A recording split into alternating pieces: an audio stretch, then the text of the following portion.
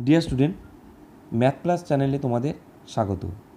আজকে আমি তোমাদের দশম শ্রেণীর লম্ববৃত্তাকার চোঙ সম্বন্ধে আলোচনা করব এবং তার কয়েকটি উদাহরণ বা কয়েকটি প্রশ্ন নিয়ে আলোচনা করব।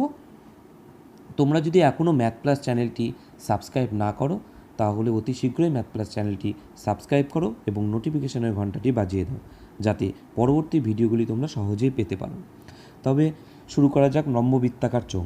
লম্ববৃত্তাকার চোঙ সাধারণত আমাদের বাড়িতে প্রত্যেকেরই আমরা উদাহরণ হিসেবে দেখতে পারি। সেগুলো হলো বাড়িতে গ্যাসের সিলিন্ডার থাকে, জলের পাইপ থাকে, জলের ট্যাঙ্কি থাকে, এগুলো সবই লম্ববৃত্তাকার চোঙ। কীরকম দেখতে হয় সাধারণত লম্ববৃত্তাকার চোঙ? উপরে একটা বৃত্ত থাকে, মাঝে একটা অংশ থাকে, নিচের একটা অংশ থাকে। নিচে দুটো বৃত্ত থাকে, উপরে আর মাঝে একটা তল থাকে। তেলের কৌটোও হতে পারে, যেটা আমরা বাজারে অনেক সময় নারকেল তেলের কৌটোগুলো পাই, সেটাও একটা লম্ববৃত্তাকার চোঙের উদাহরণ হতে পারে। তো সাধারণত এটা কিভাবে কনস্ট্রাক্ট করা হয় বা গঠন করা হয় কী করে, সেটা সম্বন্ধে একটু আমরা আগে জেনে নিই। এটার ক্ষেত্রফলটা কী করে কনস্ট্রাক্ট করা হয় বা তার সমগ্র তলটা, এখানে তল কটা, এটা একটা তল যেটা উপরের তল, নিচে একটা তল এটা সমতল, আর পাশে যেটা থাকে সেটা পার্শ্বতল। তাহলে এর মোট তল হচ্ছে তিনটি তল, দুটো সমতল এবং একটি বক্রতল। তো কি করে আসে বক্রতল বা পার্শ্বতল? বক্রতলকে আমরা পার্শ্বতলও বলতে পারি, পার্শ্বের তলটা বক্র হিসেবে আসে, সেজন্য আমরা সেটাকে পার্শ্বতলও বলতে পারি। তো আমরা একটি আয়তক্ষেত্রাকার কাগজ নিলাম, যার দৈর্ঘ্য এল, প্রস্থ হচ্ছে বি, লেন্থ আর ব্রেথ। তাহলে তার ক্ষেত্রফলটা সাধারণত কী হবে? আয়তক্ষেত্রের ক্ষেত্রফল হয় দৈর্ঘ্য গুণন প্রস্থ, এত বর্গ একক। ক্ষেত্রফলকে আমরা সবসময় বর্গ আকারে লিখি, আর যেহেতু ইউনিটটা আমরা মিটার বা সেন্টিমিটার বা ডেসিমিটার কিছু দেওয়া নেই, সেজন্য আমরা সেটাকে বর্গ একক লিখলাম। তো যাই হোক, আমরা এবার যদি কাগজটাকে ভাঁজ করি, তাহলে কীরকম হবে? আমরা একটা আয়তক্ষেত্রাকার কাগজ এখানে নিচ্ছি, আয়তক্ষেত্রাকার কাগজ নিয়ে সেটাকে আমি ভাঁজ করছি, গোল করছি, ভাঁজ বলতে গোল করছি, রাউন্ড। তাহলে অনেকটা এটা লম্ববৃত্তাকার চোঙের মতো হয়ে গেল। তো লম্ববৃত্তাকার চোঙ, এই যে পুরো এখানে একটা বৃত্তাকার অংশ, সেটাই আমাদের দৈর্ঘ্যটা, আর এই যে লম্বাটা সেটাই আমাদের প্রস্থটা। তাহলে কীরকম হলো? দৈর্ঘ্য ইন্টু প্রস্থ। তার এই বৃত্তাকার লম্বা অংশটাকে আমরা বৃত্তাকার, তাহলে বৃত্তের পরিধি হিসেবে পাচ্ছি গোটাটা। তাহলে বৃত্তের পরিধি আমরা জানি তো, বৃত্তের পরিধি কি? 2πr। আর এই উচ্চতাটাকে আমি বি, সেটাকে আমরা যদি এইচ ভাবি, বর্গ একক। তাহলে আমাদের কি পেলাম? এই লম্ববৃত্তাকার চোঙের এই পার্শ্বতলটা আমরা পেয়ে গেলাম না, এই অংশটা দিয়ে পার্শ্বতল। তাহলে পার্শ্বতলের ক্ষেত্রফল হয়ে গেল লম্ববৃত্তাকার চোঙের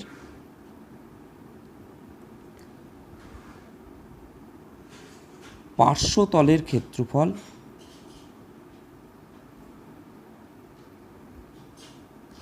2πrh বর্গ একক। এবার আমাদের এইটার পার্শ্বতল তো হয়ে গেল। এই পার্শ্বতল বলতে আমরা এই বক্রতলটাকে আমরা বলছি পার্শ্বতল, এই অংশটা। তাহলে এটার ক্ষেত্রফল আমরা পেয়ে গেলাম। এবার আমরা যদি এখানে দুটো বৃত্ত আছে, তো বৃত্তটাকে আমি যদি ঢেকে দিই, এরকম একটা বৃত্ত, এই দিক থেকে একটা বৃত্ত দিয়ে ঢেকে দিলাম, এরকম দিয়ে আটকে দিলাম, এদিকে একটা আটকে দিলাম, তাহলে তার ক্ষেত্রফল কী হবে? এর সাথে তাহলে দুটো বৃত্ত যুক্ত হয়ে যাবে। আমরা জানি কি বৃত্তের ক্ষেত্রফল কি?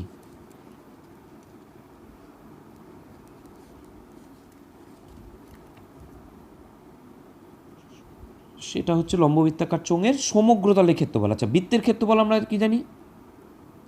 সমগ্র তলের ক্ষেত্রফল। প্রথমে তো পার্শ্বতল আমরা এরকম জানলাম, পার্শ্বতল পেয়েছি 2πrh, সমগ্র মানে সমস্ত তলটা, মানে এইটা প্লাস এই দিকেরটা আর এই দিকেরটা দুটো একসঙ্গে মিলেই সমগ্র তলটা।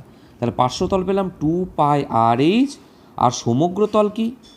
বৃত্ত, দুটো বৃত্ত, এদিকে একটা বৃত্ত এদিকে একটা বৃত্ত, মানে 2πr²। তাহলে আমরা কি পেলাম, এখানে যদি আমি 2πr কমন নিয়ে নিই, 2πr কমন নিয়ে নিই, তাহলে এখানে পড়ে থাকে h প্লাস আর বর্গ একক। তাহলে আমরা লম্ববৃত্তাকার চোঙের সমগ্র তলের ক্ষেত্রফল পেয়ে গেলাম।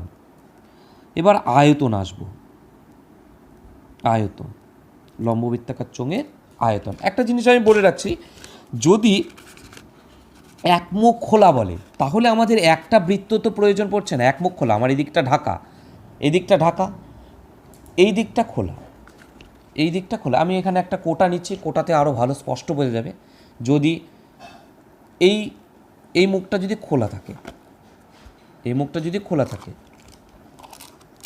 এই মুখটা যদি খোলা থাকে, তাহলে কি হচ্ছে, এই এই গোটাটা পার্শ্বতল হয়ে গেল, এইটা হয়ে গেল একটা বৃত্ত, এই বৃত্ত তো এদিকে নেই, তাহলে কি হবে, এখানে 2πr² যে নিয়েছি এইখানে হয়ে যাবে 2πrh প্লাস πr², মানে একটা বৃত্তের ক্ষেত্রফল বাদ চলে যাবে আমাদের, এটা হয়ে যাবে তাহলে তার সমগ্র তলের ক্ষেত্রফল। তো আমরা এটা দেখলাম। এবার আয়তন কি, আয়তন সাধারণত ক্ষেত্রফল ইন্টু উচ্চতা হয়। তো ক্ষেত্রফল কার, আয়তন সমান ভূমির ক্ষেত্রফল, ক্ষেত্রফল ইন্টু উচ্চতা। ভূমির ক্ষেত্রফল কি, ভূমির ক্ষেত্রফল, ভূমি কি, এটার ভূমি কি, বৃত্ত, বৃত্তের ক্ষেত্রফল কি, বৃত্তের ক্ষেত্রফল πr²। তার সাথে উচ্চতা আমরা জানি কি h, তাহলে আমরা সূত্র পেয়ে গেলাম πr²h।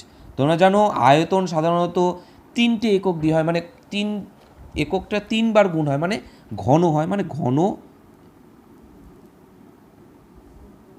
একক, বর্গ একক সেটা হয়ে যায় আয়তন, হয়ে গেলে সেটা হয় ঘন একক। সে যদি এটা যদি ডেসিমিটার হয় তাহলে ঘন ডেসিমিটার।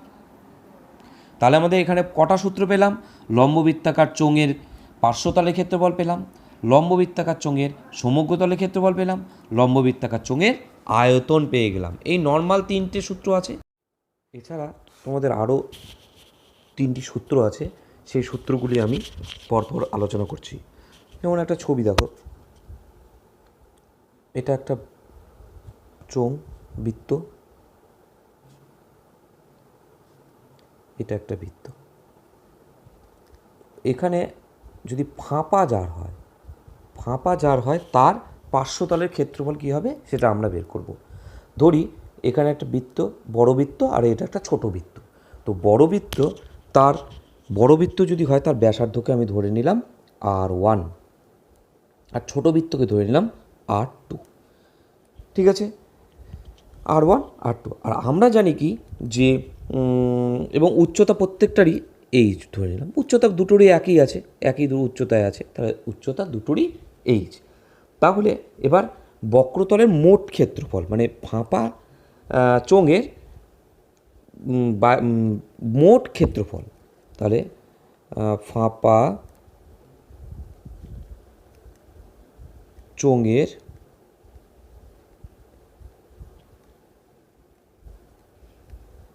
ভেতর আর বাইরে, এটা বাইরে ভেতরের দিকে আছে, এটা বাইরের দিকে আছে, ভেতর ও বাইরে মোট ক্ষেত্রফল, ভেতর ও বাইরের মোট বক্রতলের ক্ষেত্রফল কী হবে, আমরা জানি বক্রতলের ক্ষেত্রফল বা পার্শ্বতলের ক্ষেত্রফল 2πrh হয়, তাহলে মোট ক্ষেত্রফল 2πr1h প্লাস 2πr2h। এখান থেকে আমি 2π আর h কমন নিতে পারি, তাহলে r1 plus r2 into h। এটা হলো ফাঁপা চোঙের বক্রতলের, মানে ভেতর ও বাইরের মোট ক্ষেত্রফল। এই ভেতরের ক্ষেত্রফল এই ভেতর দিয়ে থাকবে এখান দিয়ে, আর বাইরে থাকবে বাইরের ক্ষেত্রফলটা, তো দুটো মিলে একসঙ্গে হয়ে গেল মোট ক্ষেত্রফল এত বর্গ একক। এরপরে আসবে কি সমগ্রতলের ক্ষেত্রফল।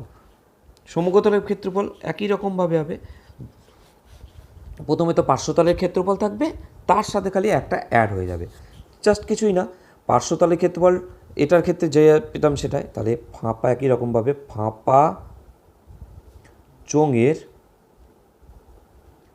ভেতর ও বাইরের সমগ্র তলের, বাইরে ভেতরে একই কথা, ফাঁপা চোঙের সমগ্র তলের ক্ষেত্রফল, ফাঁপা চোঙের ক্ষেত্রে ভেতর বাইরে লিখলেও হবে, না লিখলেও হবে, সমগ্র তলের ক্ষেত্রফল। ভেতর বাইরে মিলে তো থাকবেই একসঙ্গে। আচ্ছা, এখানে বহির ব্যাসার্ধ হচ্ছে R1 আর অন্তর ব্যাসার্ধ হচ্ছে R2। তাহলে এই একই রকমভাবে প্রথমে থাকবে কি, পার্শ্বতলের ক্ষেত্রফল 2 pi R1 plus R2 into H plus বড়টার এখানে একটা ছোটোটার নিচেও একটা ছোটো বৃত্ত থাকবে, আর বড়টার এখানেও একটা বড় বৃত্ত থাকবে। তাহলে বড়টা 2 পাই R1 স্কোয়ার, এখানে একটা বৃত্ত এখানে একটা বৃত্ত, ওই জন্য 2 পাই R1 স্কোয়ার হয়, হতো আগের দেখেছি, মাইনাস মানে বড়টার থেকে ছোটোটার বাদ দেবো, বড় দুটোর থেকে ছোট দুটোর, এখানে দুটো থাকবে, এখানে একটা দুটো, এখানে একটা দুটো, তাহলে বড় 2 পাই R1 স্কোয়ার মাইনাস 2 পাই R2 স্কোয়ার, তাহলে এখানে 2 pi R1 plus R2 into H, 2 পাই কমন নিয়ে নিলে R1 square minus R2 square এত বর্গ একক। আর একটা সূত্র আছে, যদি এইটার ক্ষেত্রে ফাঁপার ক্ষেত্রেই যদি আয়তন বের করতে থাকে, কিছুই না আয়তন, একই রকমভাবে দিয়ে আয়তনই লিখি, ফাঁপা চোঙে আয়তনের সূত্র হবে কি, আমরা আয়তনের সূত্র পাই R স্কোয়ার H জানি, তাহলে এখানেও হবে পাই R1 স্কোয়ার H মাইনাস পাই R2 স্কোয়ার H, মানে বড়টার যে আয়তন, টোটালটার আয়তন থেকে এই ভেতরের যে আয়তনটা যদি আমি এখানে এরকম যদি থাকে, তাহলে কি এই বড়টার আয়তনের থেকে যদি আমি ছোটোটার একটা লম্ব, এখানে দুটো চোঙের কথা মনে হচ্ছে, যে বাইরের একটা বড় চোঙ আর ভেতরে একটা ছোটো চোঙ, এই বড় চোঙটার থেকে যদি ছোটো চোঙটা যদি বড় চোঙটা থেকে যদি আমি ছোটো চোঙটা বাদ দিয়ে দিই, তাহলে আমরা পেয়ে যাব, আয়তনটা পেয়ে যাব। তাহলে পাই R1, আমি এখানে যদি পাই আর H কমন নিই, তাহলে R1 square minus R2 square into H, এত ঘন একক। তাহলে এই হলো টোটাল লম্ববৃত্তাকার চোঙের টোটাল সূত্রগুলো আমরা দেখলাম। এবার আমরা এক্সারসাইজ থেকে চলে যাব। এক্সারসাইজ 1, 2, 3 কী বলছে, সে 1, 2, 3 দিয়ে কটা করা যায় দেখি। 1 নম্বর এক্সারসাইজটা কি বলছে? 1 নম্বর এক্সারসাইজটা বলছে যে পাশের চিত্রে, এই যে 1 নম্বর এক্সারসাইজটা বলছে যে পাশের চিত্রে ঘনবস্তুটি দেখি ও নিচের প্রশ্নগুলো উত্তর লিখি। এই যে পাশের চিত্রটা বলছে, এই পাশের চিত্রে ঘনবস্তুটি দেখি এবং ঘনবস্তুটির দেখি এবং তার প্রশ্নগুলোর উত্তর লিখি। তাহলে বলছে ছবির ঘনবস্তুটির কটি তল। আমরা জানি যে এটা একটা তল, এটা একটা তল, মানে এই উপরে একটা তল, নিচে একটা তল আর সাইডে একটা তল, তাহলে মোট 3টি তল। তাহলে উত্তর হবে কি, পাশের চিত্রে মোট কটা তল হচ্ছে, মোট হচ্ছে 3টি তল। তাহলে 1-এর 1 হবে হচ্ছে 3টি তল। 2 নম্বর কি বলছে, ছবির ঘনবস্তুটির ড্যাশটি বক্রতল ও ড্যাশটি সমতল। তাহলে কটা বক্রতল কটা এই ছবিটার, পাশে বা বক্রতল বা পার্শ্বতল কটা, পার্শ্বতল একটা, তাহলে একটি বক্রতল ও 2টি সমতল হয়ে গেল। এবার আসবো আমরা 2 নম্বর অঙ্ক। আমার বাড়ির 5টি ঘনবস্তুর নাম লিখি যার লম্ববৃত্তাকার চোঙ। আমরা জানি একটা হচ্ছে, 5টা দেখি, গ্যাস সিলিন্ডার, জলের পাইপ, লোহার রড, বাঁশ, জলের ট্যাঙ্কি, 3, 4, 5, এরকম অসংখ্য উদাহরণ হবে। জলের ট্যাঙ্কি, এরকম অনেক অসংখ্য, কৌটো হতে পারে বা বিভিন্ন যেগুলো লম্ববৃত্তাকার চোঙ আকৃতির। এবার আমরা আসবো 3 নম্বর অঙ্কটা। 3 নম্বর অঙ্কটাতে কি বলছে, স্টিলের পাতলা চাদর দিয়ে তৈরি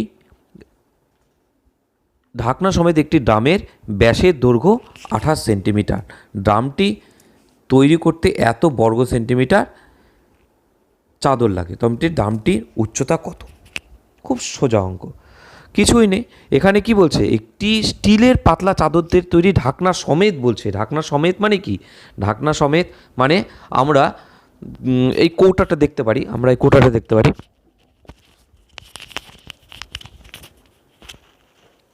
ঢাকনা সমেত। এই যে কৌটো একটা, এই কৌটোটা আমরা দেখতে পাই ঢাকনা সমেত, যেখানে এই ঢাকনাটাও আছে, এই যে ঢাকনা, ঢাকনা সমেত। এদিকে একটা বৃত্ত, এদিকে একটা বৃত্ত, এদিকে একটা বৃত্ত, দুই দিকের বৃত্ত দিয়ে আমরা এরকমই লম্ববৃত্তাকার চোঙটা আছে। তো আমরা এটা দিয়ে অঙ্কটা করব। কিভাবে করব? বলছে ঢাকনা সমেত একটি ড্রামের ব্যাসের দৈর্ঘ্য 28 সেন্টিমিটার। ব্যাসের দৈর্ঘ্য জানি, ব্যাসের দৈর্ঘ্য থেকে আমরা দিতে অঙ্ক হয় না, আমাদের অঙ্ক করতে হয় ব্যাসার্ধ দিয়ে। তো আমরা প্রথমেই সবার আগে অঙ্কগুলো করার সময় দেখব সবগুলো একক সমান আছে কি না। যদি সমান না থাকে তাহলে সমান করে নিতে হবে, আর যদি সমান থাকে তাহলে অসুবিধা নেই। যেমন এখানে ব্যাস বলে দিয়েছে 28 সেন্টিমিটার, তাহলে এখানে আমাদের প্রশ্ন কী চেয়েছে? ড্রামটির উচ্চতা। তাহলে আমাদের সেন্টিমিটার, এখানেও বর্গ সেন্টিমিটার আছে, ড্রামটি তৈরি করতে এত বর্গ সেন্টিমিটার। তার মানে বর্গ সেন্টিমিটার থাকলে আমাদের দুটো সূত্র অ্যাপ্লাই করতে পারি। একটা কি? একটা হচ্ছে সমগ্রতলের ক্ষেত্রফল, একটা হচ্ছে পার্শ্বতলের ক্ষেত্রফল। এই দুটো ছাড়া কোনোটা হবে না, দুটো ছাড়া কোনো সূত্রই হবে না। তাহলে আমরা এখানে কি করব?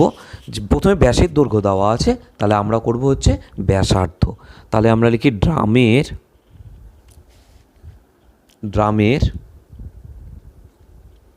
ব্যাসার্ধ আর সমান কি হবে? ড্রামের ব্যাসার্ধ আর সমান, ড্রামের ব্যাসার্ধ আর সমান 28/2 14 সেন্টিমিটার, 14 সেন্টিমিটার। এছাড়া বলেছে কি, তারপরে বলেছে কি, ড্রামটি তৈরি করতে এত। তাহলে এবার ধরি ড্রামটির উচ্চতা h সেন্টিমিটার, ড্রামটির উচ্চতা h সেন্টিমিটার। এবার এখানে আমাদের কি চেয়েছে? বলছে যে তৈরি করতে এত বর্গ সেন্টিমিটার চাদর লাগে। তার মানে কি? সমগ্রতলের ক্ষেত্রফল। তাহলে সমগ্রতলের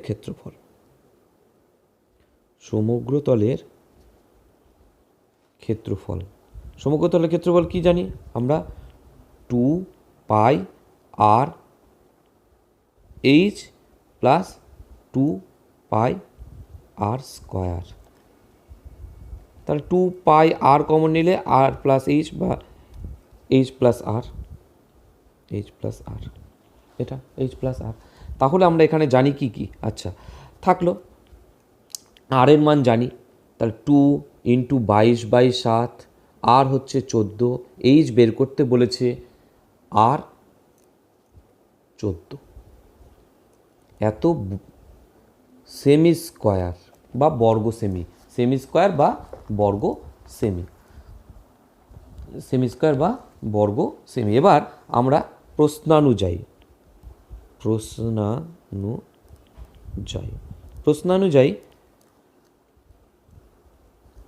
2 × 22/7 × 14 × h প্লাস 14। এখানে বলে দিয়েছে ড্রামটি তৈরি করতে 1816 বর্গ সেন্টিমিটার চাদর লাগে। তার মানে এইটা সমগ্রতলের ক্ষেত্রফল। আমরা সমগ্রতলের ক্ষেত্রফল কি জানি? এইখানে এই যে সমগ্রতলের ক্ষেত্রফল এইটা, তাহলে দুটো সমান। প্রশ্ন অনুযায়ী এটা সমান 1816, 1816। তাহলে আমি এখানে 7 আর 14 কাটলাম, তাহলে 2 হলো। এবার h প্লাস 14 ইকুয়াল টু আমরা চলে গেলাম 1816/2 গুণন 22 গুণন 2, 2 গুণন 22 গুণন 2। এবার আমরা কাটাকাটি করব। কাটাকাটি করলে কি হবে? প্রথমে আগে 2 দিয়ে কাটি, 14 × 2 = 28, 8 × 2 = 16। আবার 2 দিয়ে কাটি, 704। এবার 11 দিয়ে কাটি, 11 × 2 = 22, 6 × 11 = 66, 4 × 4 = 44। 32, তাহলে এইচ সমান 32 মাইনাস 14 ইকুয়াল টু, অতএব এইচ সমান 18। অতএব আমাদের অ্যান্সার কী হলো? অতএব ড্রামটির কোশ্চেনটা বলেছে ড্রামটির উচ্চতা কত, ড্রামটির উচ্চতা হিসাব করি। অতএব ড্রামটির উচ্চতা 28 সেন্টিমিটার, এটা অ্যান্সার হয়ে গেল। 18 সেন্টিমিটার, 18 সেন্টিমিটার, এটা অ্যান্সার হলো। ড্রামটির উচ্চতা 18 সেন্টিমিটার, এটা অ্যান্সার। এবার আমরা চলে যাবো 4 নাম্বার অঙ্ক। 4 নাম্বারে কী বলেছে? একটি ঘরের বারান্দা 5.6 ডেসিমিটার ব্যাসের এবং 2.5 মিটার লম্বা দুটি লম্ববৃত্তাকার পিলার ঢালাই করতে কত ঘন ডেসিমিটার মশলা লাগবে? প্রতি বর্গমিটার 125 টাকা হিসেবে পিলার দুটি প্লাস্টার করতে কত খরচ হবে হিসাব করি। এখানে দুটো কোশ্চেন বলেছে, একটা হচ্ছে কত ঘন ডেসিমিটার, এই এককগুলো দেখলেই আমরা কি বের করতে হবে সেটা আমরা বুঝে যাব। কত ঘন ডেসিমিটার মানে আমাদের পরিষ্কার কথা হচ্ছে আয়তন বের করতে হবে। তা আয়তন বের করতে গেলে আমাদের আমরা এর আগে বললাম, প্রথমেই দেখে নিতে হবে সবগুলো একক সমান আছে কি না। ডেসিমিটার বলেছে, সেজন্য আমরা এই যেখানে 2.5 মিটার আছে সেটাকে আমরা ডেসিমিটারে নিয়ে যাব। আর এখানে ঘরের বারান্দায় ব্যাস বলে দিয়েছে 5.6 ডেসিমিটার, তাহলে ব্যাসার্ধ লিখব। তা আমরা লিখি ঘরের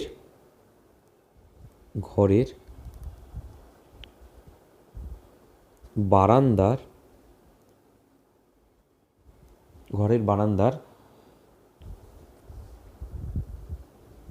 ব্যাসার্ধ,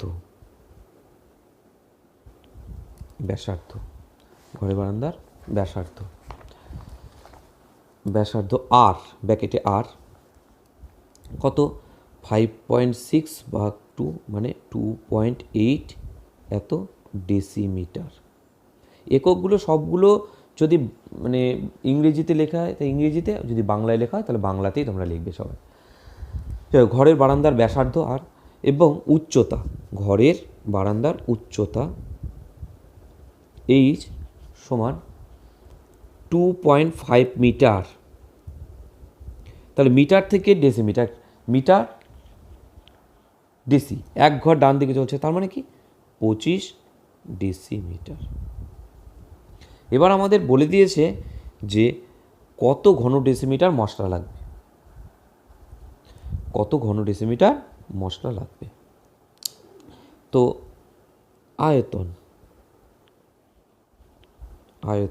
আয়তনের সূত্র পাই আর স্কোয়ার এইচ, পাই মানে 22/7, আর মানে 2.8 ইন্টু 2.8, এইচ মানে 25। এটা কাটলে 10, এটার পয়েন্ট কেটে 10 নিচে 4, 28কে 7 দিয়ে কাটলে 4 হয়। এবার 25, 5 5 25, 5 দুগুণ 10, আবার 5 দুগুণ 10, এই 2 দুগুণ 4, এই 2 কেটে গেল। তাহলে পড়ে থাকছে 22 আর 28, 22 আর 28, তাহলে মাল্টিপ্লাই করি 22 আর 28, 22 আর 28, 16, 17, 4, 4, 6, 11, 516 এত ঘন ডেসিমিটার। এবার কোশ্চেনে বলেছে যে দুটি লম্ববৃত্তাকার পিলার, দুটি, তাহলে একটির আয়তন আমরা পেয়েছি, পিলার ঢালাই করতে কত নেই, তাহলে কি দুটি লম্ব বৃত্তাকার পিলার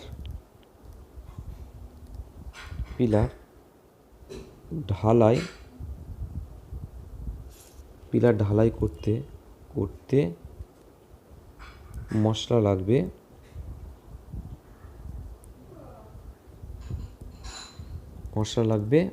2 × 516 ঘন ডেসিমিটার। তার মানে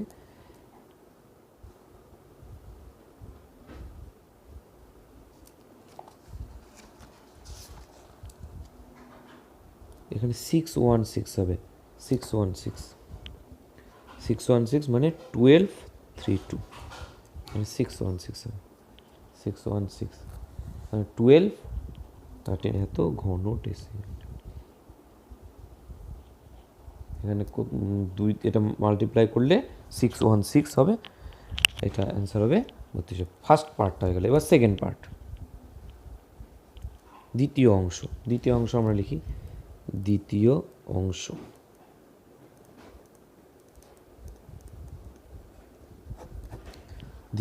দ্বিতীয় অংশ বলছে যে প্রতি বর্গমিটারে 125 টাকা হিসেবে পিলার দুটি প্লাস্টার করতে কত খরচ পড়বে।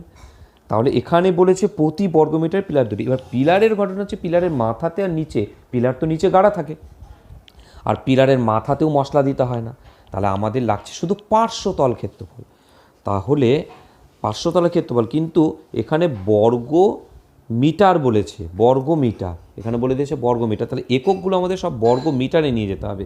প্রথমটা যেমন ছিল ডেসিমিটার, তো এটা ডেসিমিটার, ব্যাসার্ধটা তাহলে কত, 2.8 ডেসিমিটার মানে কত মিটার। এটা যেমন আগে ছিল 2.5 মিটার ছিল, 2.5 মিটার আগেরটা উচ্চতাটা, কিন্তু এটা ছিল ডেসিমিটার।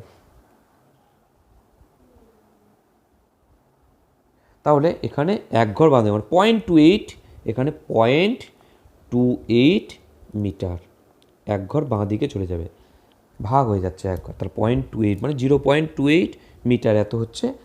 তাহলে লিখি আমরা পার্শ্বতলের ক্ষেত্রফল। পার্শ্বতলের ক্ষেত্রফল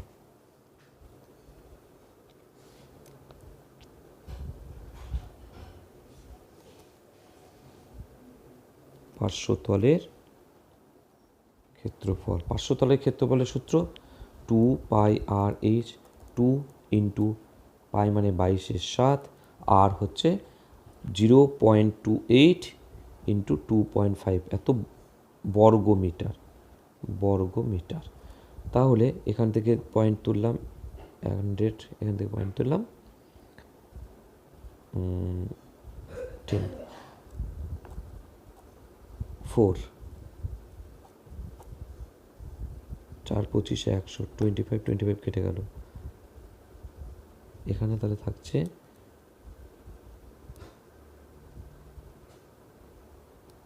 22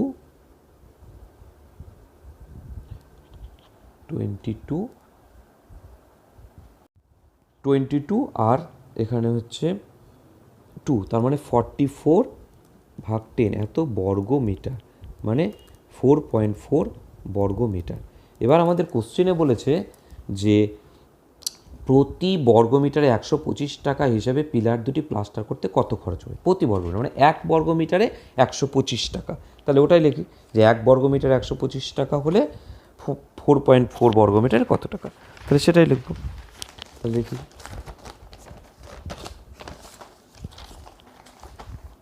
প্রতি বর্গমিটারে 125, তার মানে এক বর্গমিটার পিলার প্লাস্টার করতে খরচ হয় 125 টাকা।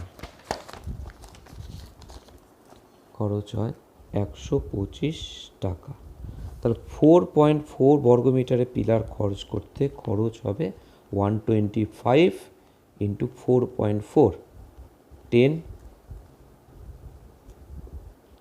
5 দিয়ে 2 5 25, 2 দিয়ে 22 আর 25 গুণ করলে 550 এত টাকা।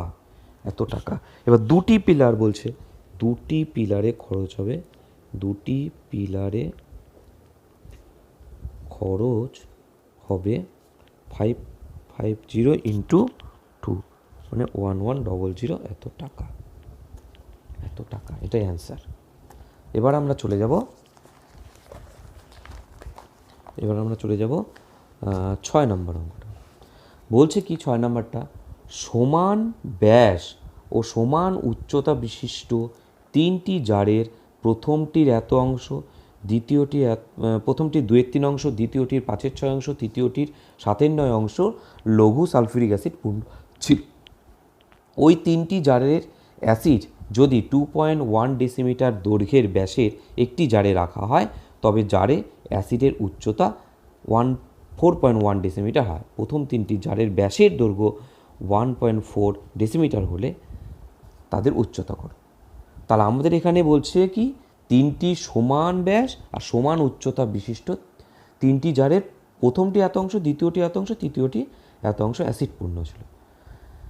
ওই তিনটি জারে সমস্ত অ্যাসিড একটা বড় জারের মধ্যে রেখে দিল। সেই বড় জারে অ্যাসিড এত ডেসিমিটার ব্যাস, এত ডেসিমিটার অ্যাসিড দৈর্ঘ্য জারে রাখা হয়, তবে জারে অ্যাসিডের উচ্চতা 100 ডেসিমিটার হয়। তাহলে এত ডেসিমিটার ব্যাস তিনটি জার, একটা বড় জারের, তাহলে বড় জারের ব্যাস দেওয়া আছে, বড় জারের ব্যাস দেওয়া আছে, তিনটি জারের বড় জারের এখানে উচ্চতা দেওয়া আছে 4.9, প্রথম তিনটি জারের ব্যাস দেওয়া আছে। তাহলে কোশ্চেনটা এখানে ব্যাপারটা বোঝা গেল। প্রথম তিনটি সমান ব্যাস আর সমান উচ্চতা বিশিষ্ট তিনটি জারের এত অংশ এবং এত অংশ লঘু সালফারিক অ্যাসিডে পূর্ণ ছিল। ওই তিনটি জারের অ্যাসিড যদি বড় জারের মধ্যে এত ডেসিমিটার দৈর্ঘ্যের ব্যাসের রাখা যায়, তবে জারে অ্যাসিড উচ্চতা এত ডেসিমিটার হয়। প্রথম তিনটি জারের ব্যাসের দৈর্ঘ্য এত, মানে প্রথম তিনটি যে উচ্চতা সেটাটাই বের করতে বলেছে। তাহলে আমরা কিভাবে করব? তাহলে আমরা করব এটা 6 নম্বর অঙ্কটা। আচ্ছা, 6 নম্বর অঙ্কটা হলো, 6 নম্বরটা করে নিই, তারপরে 5 নম্বরটা নয় করবো, অসুবিধা নেই। 6 নম্বর অঙ্কটা করে নিই আর। তো যাই হোক, আমরা লিখবো হচ্ছে ধরি বড় জারের ব্যাসার্ধ লিখি আগে। 6 নম্বর অঙ্ক, বড় জারের ব্যাসার্ধ দেওয়া আছে। বড় জারের ব্যাসার্ধ কত হবে? 2.1/2, এত ডেসিমিটার। আর বড় জারের উচ্চতা দেওয়া আছে কত? 4.1 ডেসিমিটার। বড় জারের উচ্চতা হচ্ছে 4.1 ডেসিমিটার। তাহলে বড় জারের একই রকমভাবে আয়তনের সূত্র হচ্ছে πr²h। পাই মানে 22/7, r² মানে 2.1/2 ইন্টু 2.1/2 πr², h মানে 4.1। এটা থাকলো, এটা ক্যালকুলেশন পরে করছি। এবার আমাদের ধরি যে প্রত্যেকটা জার বলে দিয়েছে যে ছোট তিনটা জার আছে, তার উচ্চতাটা আমি ধরি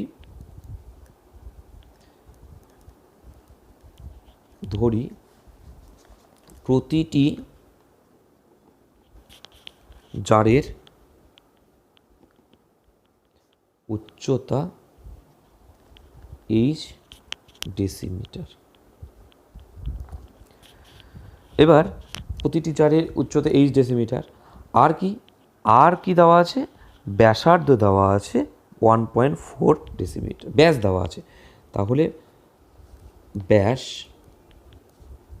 1.4/2 এত ডেসিমিটার। এবার বলছে তাহলে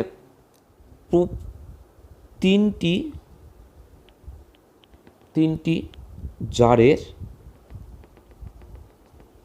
মোট আয়তন।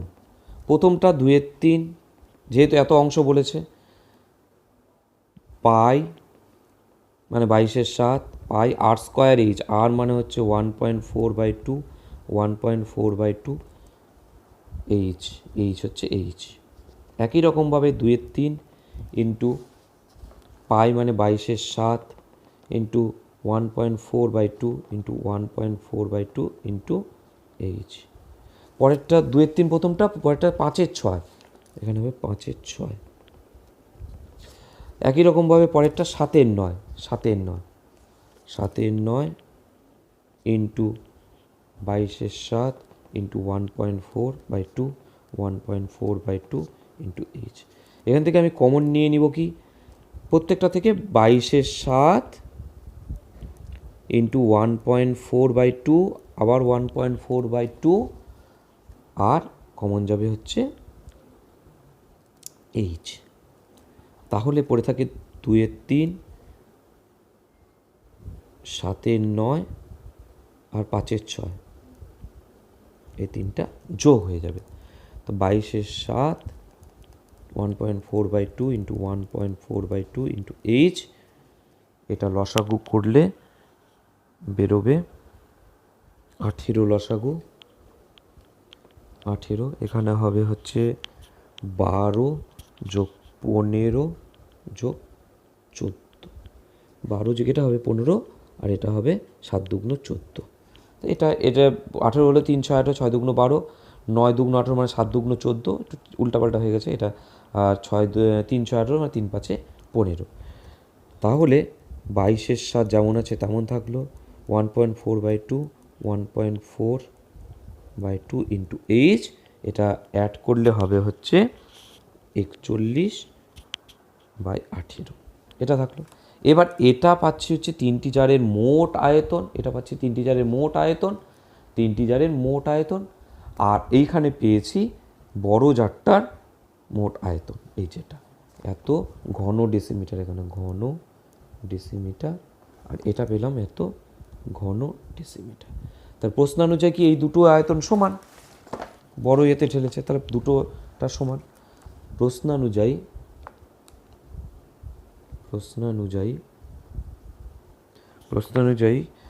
এখানে হবে হচ্ছে এই যেটা আছে সেটাকে আগে লিখবো, তাহলে আমাদের এদিক ওদিক করতে সুবিধা হবে। 1.4/2 into 1.4/2 into H into 41/18 equal to 22/7 into 1.2/2 into 2.1/2 into 4.1। তো আমি যদি এখানে এইচ রেখে সব, আচ্ছা এই সাইড থেকে 22-এর 7, এই সাইড থেকে 22-এর 7 কেটে দিই, এই নিচের 2, এই নিচের 2, এদিকেও নিচের 2, এদিকেও নিচের 2 কেটে দেওয়া যাবে।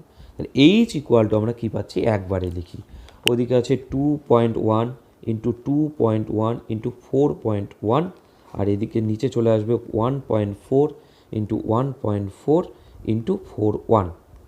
এখানে একটা পয়েন্ট, এখানে একটা পয়েন্ট, এখানে একটা পয়েন্ট, এখানে একটা পয়েন্ট, এখানে একটা পয়েন্ট উঠলো, কিন্তু নিচে একটা 10 আসবে। তাহলে আমরা 7 দিয়ে কাটলে 3 7 21, 7 দিয়ে কাটলে 7 দুগুণ 14, একই রকমভাবে 3 7 21, 7 দুগুণ 14, এই 41 কেটে গেল। তাহলে আমাদের পড়ে থাকে কি, 3 3 9, আর নিচে 2 2 4, 3, আর উপরে হবে একটা 18, এই যে এই নিচে 18টা এইদিকে উপরে চলে যাবে, উপরে হবে 18। তাহলে 3 3 9, তাহলে হবে হচ্ছে 9 3 3 9, আর এখানে কাটাকাটি যাবে, এখানে 2 দিয়ে কাটলে 9 আর 2 দিয়ে কাটলে 5, তাহলে ওই 81/20, এটা যদি ভাগ করি আসবে হচ্ছে 4.05 ডেসিমিটার। এটাই আমাদের এইচ বা উচ্চতা বলেছে, 4.05 ডেসিমিটার। আমাদের প্রশ্ন কি বলেছে, যে তাদের উচ্চতা কত, অতএব উচ্চতা বা তাদের উচ্চ বা ছোট জারগুলির উচ্চতা, ছোট জার প্রতিটি সমান বলে দিয়েছে, তা প্রত্যেকটারই সমান উচ্চতা হবে। আমরা ধরেওছিলাম প্রত্যেকটার উচ্চতা জারগুলির উচ্চতা 4.05 ডেসিমিটার হয়ে গেল। এবার হয়ে গেলো আমার 6 নাম্বারটা হলো।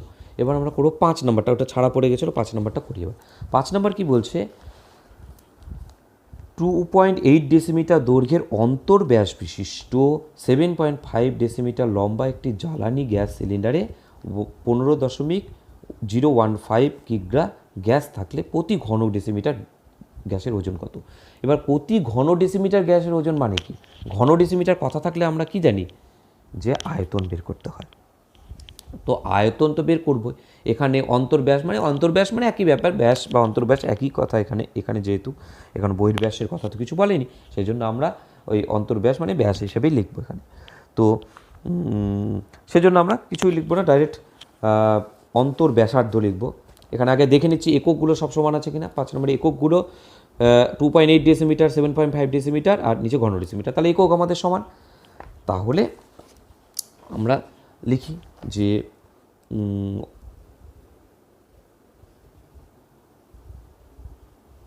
গ্যাস সিলিন্ডারের ব্যাসার্ধ, অন্তর্ব্যাসার্ধ, অন্তর্ব্যাসার্ধ লিখলেই হবে,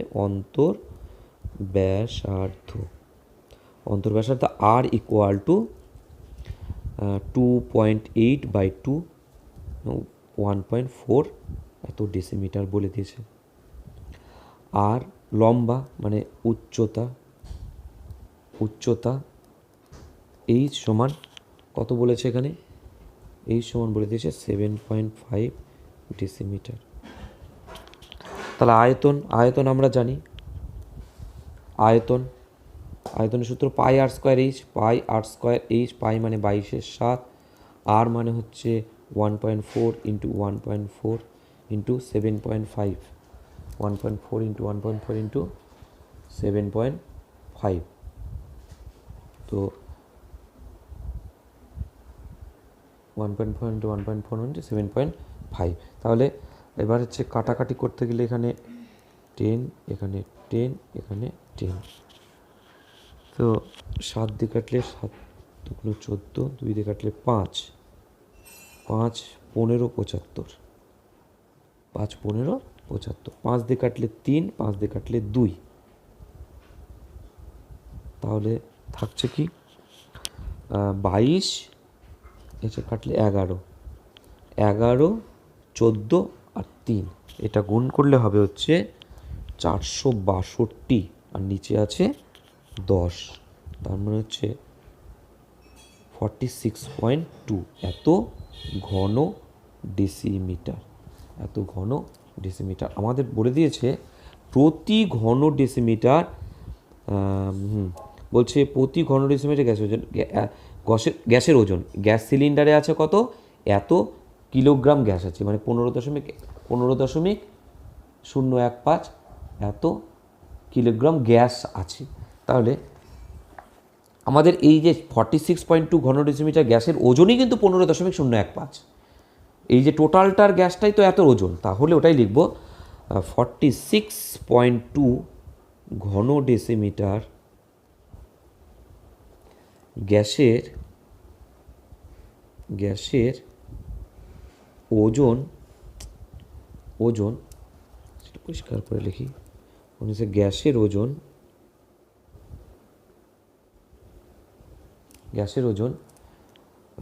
15.015 এক ঘন ডেসিমিটার গ্যাসের ওজন কত, তাহলে 15.015 আর 46.2 কাটাকাটি করলে যদি দশমিক ওঠায়, এখানে দশমিক চলে যাবে, নিচে আসবে হচ্ছে 0.325, এটা ভাগ করে কাটাকাটি করলে 0.325 এত কিগ্রা আসবে। এত কিগ্রা মানে এটাকে 1000 দিয়ে ভাগ করলে গ্রামে হয়ে যাবে, তাহলে 325 গ্রাম, এটাই অ্যান্সার। তাহলে 5 নম্বরও হয়ে গেল, কিছু বোঝা গেল এটা। 5 নম্বরে এটা প্রথমে আয়তনটা বের করলাম, আর বলছে প্রতি ঘন ডেসিমিটার গ্যাস, প্রতি মানে কি 1 ঘন ডেসিমিটার, তাহলে এত কিলোগ্রাম টোটালটা বলে দিয়েছে, মানে এই যে 46.2 ঘন ডেসিমিটার গ্যাস মানেই হচ্ছে 15.015, তাহলে এত ঘন ডেসিমিটার গ্যাসের ওজন 15.015, 1 ঘন ডেসিমিটার এত ভাগ এত, মানে 325 গ্রাম হয়ে গেল। এবার আমরা করবো হচ্ছে 7 নম্বর অঙ্ক। 7 নম্বরটা একটু মজার অঙ্ক, একটু মানে ইম্পর্টেন্ট অঙ্ক, এটা খুব ইম্পর্টেন্ট অঙ্ক 7 নম্বর অঙ্কটা। 7 নম্বর অঙ্কটা ভালো অঙ্ক, আসার মতো অঙ্ক, কারণ একটু ডিফারেন্স আছে সেই জন্য। বলছে এক মুখ খোলা, কথাটা এই জায়গাটাই মেন নিয়ে, এক মুখ খোলা একটি লম্ববৃত্তাকার পাত্রের সমগ্র তলের ক্ষেত্রফল 0.2002 বর্গ সেন্টিমিটার। পাত্রটির ভূমির ব্যাসের দৈর্ঘ্য 14 সেন্টিমিটার হলে পাত্রটিতে কত লিটার জল ধরবে? এক মুখ খোলা মানে কি? আমরা যদি এই কোটাটাকে যদি নিই, এই একটা মুখ খোলা, তাহলে একটা মুখ খোলা মানে কি, এই দিকের একটা বৃত্ত বাদ চলে যাবে, তার মানে সমগ্রতলের ক্ষেত্রফল কি হবে? ওই আমাদের জানি সমগ্রতলের ক্ষেত্রফল কি, সমগ্রতলের ক্ষেত্রফল 2πr/h প্লাস 2πr², সেখান থেকে আমাদের একটা চলে যাবে, তাহলে হয়ে যাবে। তাহলে আমাদের বলছে কি বের করতে, যে পাত্রটি কত লিটার জল ধরবে। ব্যাসের দৈর্ঘ্য দেওয়া আছে, সমগ্রতলের ক্ষেত্রফল দেওয়া আছে, পাত্রের কত লিটার জল ধরবে তার মানে কত লিটার, লিটার মানে ঘন ডেসিমিটার, লিটার মানে হচ্ছে ঘন ডেসিমিটার। আমরা এটাকে সেন্টিমিটারে আগে বের করব পুরোটা, তারপরে সেটাকে ভাগ করে দেবো। তাহলে আমাদের উচ্চতাও দেওয়া নেই, আগে সবার আগে উচ্চতাটা আমাদের বের করতে হবে সমগ্রতলের ক্ষেত্রফল থেকে। উচ্চতা দেওয়া নেই এখানে, সমগ্রতল। তা ধরি পাত্রটির উচ্চতা এইচ সেন্টিমিটার, যখন লিখেছি সেন্টিমিটারই লিখি, এইচ সেন্টিমিটার। পাত্রটির উচ্চতা এইচ সেন্টিমিটার, উচ্চতা হচ্ছে এইচ সেন্টিমিটার। তাহলে এবার ব্যাসার্ধ দেওয়া আছে, ব্যাস দেওয়া আছে, ব্যাসার্ধ আর ইকুয়াল টু হবে হচ্ছে 14/2 মানে 7 সেন্টিমিটার। এবার আমাদের কী বের করবো, সমগ্রতলের ক্ষেত্রফল। আচ্ছা, এক মুখ খোলা পাত্রের সমগ্রতলের ক্ষেত্রে, যেটা লিখি এক মুখ খোলা পাত্রের সমগ্রতলের ক্ষেত্রফল।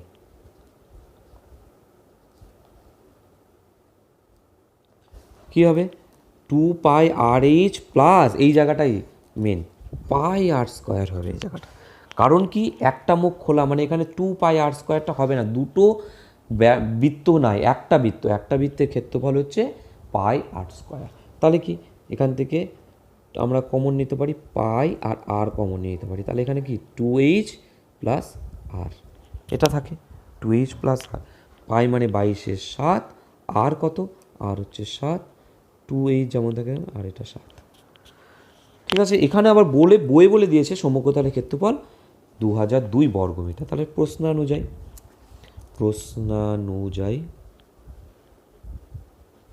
22/7 ইন্টু 7, 2h প্লাস 7, এটা হচ্ছে বর্গ সেমি ছিল,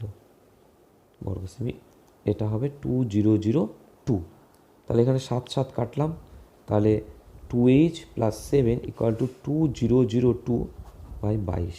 11 দিয়ে কাটলে 11 × 2 = 22, 11, হ্যাঁ 11 দিয়ে কাটা যাবে, 11 × 1 = 11, 9, 8 × 11 = 88, 8 × 11 = 88, 2, 11 × 2 = 22, এই 2 দিয়ে কাটলে 91, বা 2h equal to 91 minus 7, h equal to 84/2, কাটাকাটি করলে 42। তাহলে এই উচ্চতা হয়ে গেল 42 সেমি। তাহলে আমাদের লাগবে আয়তন।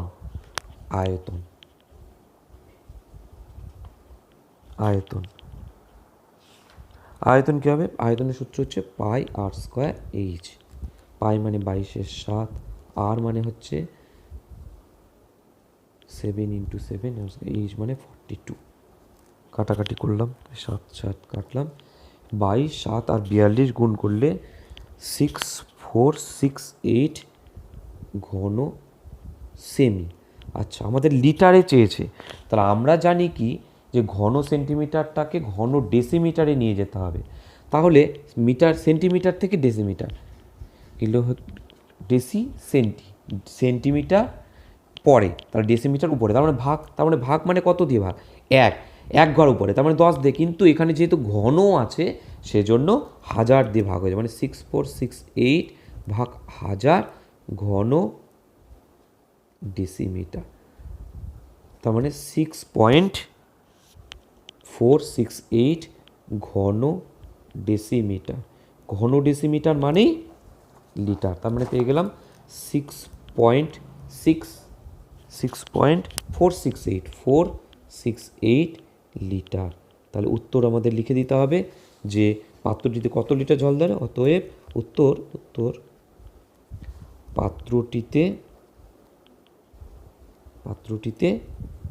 6.468 লিটার জল ধরে।